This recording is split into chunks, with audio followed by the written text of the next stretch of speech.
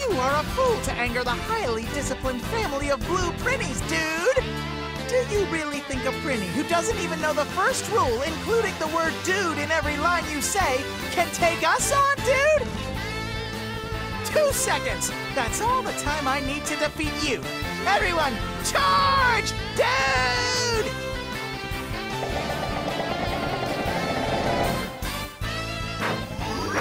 Ninja Rabbit Technique! Explosive Carrot Formation! Yeah, dude!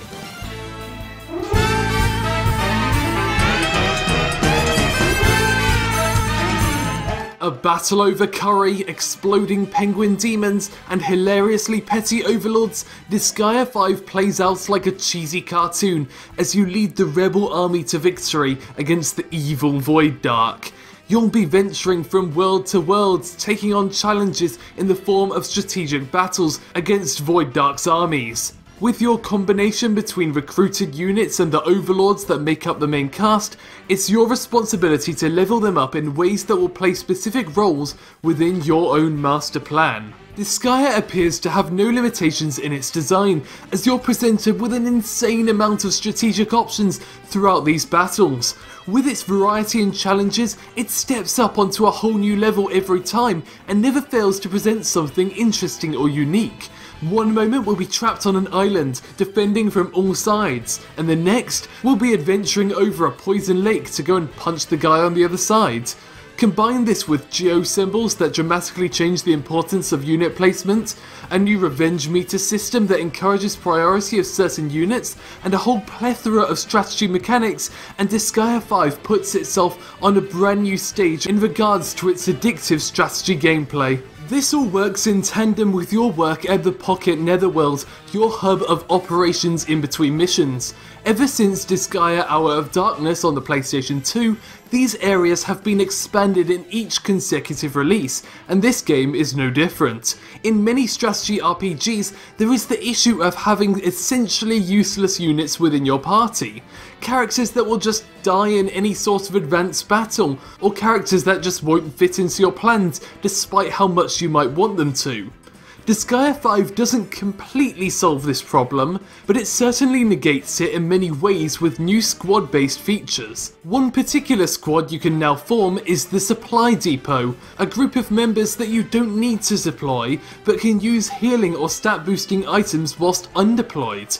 With this feature, you've suddenly got your own little support team who can help out any units damaged in battle and send them right back out again in the next turn. It's features like these that give each and every character some sort of role within the game. Alternatively, if you just don't want to deal with them at all, you can just fire them off into space to go and research a different netherworld for a while. All these features may appear to be confusing or overbearing, but they all seem to connect together in various ways, and you can select which ones you want to take advantage of depending on how you intend to play the game. However, if you're planning on taking down Void Dark without having to spend all your money at the hospital, you're going to need to take advantage of as many of these mechanics as possible. Set up from the very start through brief cutscenes, it becomes very clear that the opponents we're up against are incredibly strong, and that the path towards them will be a long one. Despite the comical aesthetic and characteristics, Disgaea 5 does seem to take on a far more serious narrative than previous iterations within the franchise.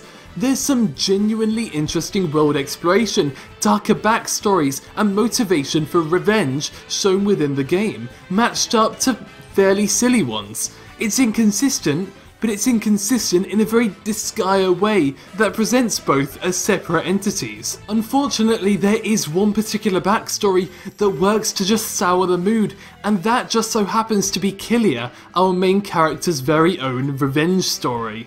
Unlike other characters, Killia is a bit of a wet blanket at times, where he'll just suddenly start reminiscing about his loss and talking to his vengeful self. It gets a bit weird and ultimately interrupts the pace of any conversation, immediately souring it as we plead, "We get it, he's really sad and all, but can we blow up some prinnies now?" Thankfully, as the game goes on, his backstory does start to elaborate itself and is presented more openly within conversation rather than these odd out-of-place sequences. The cutscenes and story moments are a reward for the player after a hard-fought battle.